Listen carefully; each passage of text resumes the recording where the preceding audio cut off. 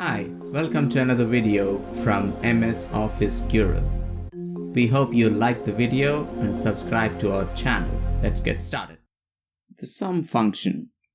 Let us see how we can use the sum function instead of an operator plus. We have seen how to use the operator previously. Now let us add the total using the sum function. We are going to add these four numbers into this cell C8.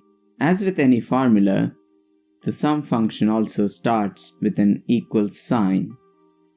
And then we type in SUM, which is the sum function. We open a bracket here and type in all the numbers separated by comma, or we can select the first cell and the last cell to represent the range that we want to use in this function.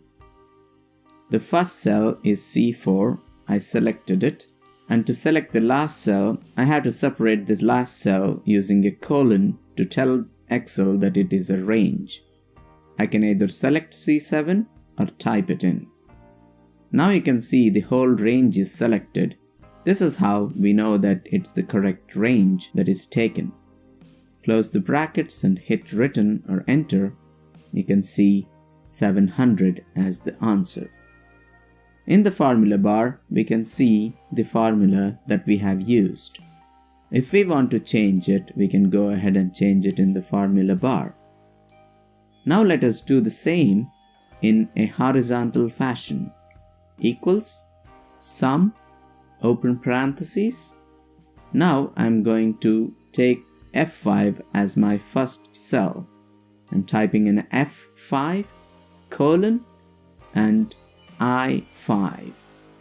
This will show the entire range in which I want to perform the sum. Close the parentheses and hit enter. It shows us the answer here in J5. This is the sum function. The average function. Let us see how we can do averages of these numbers in cell C8. As with any function, we start out with an equals sign and we type in the function name. Equals, the average is AVERAGE, open parentheses or brackets, select the first cell, colon, the last cell. This is how we tell Excel that this is a range, and hit enter to show the average. You can notice that in the formula bar it is showing the formula which we used in C8. Let us do the same horizontally. F5 to I5. Now average open brackets F5 colon I5 close brackets. Pressing the enter will give us the answer. And now we can select our range and we can compute the average this way.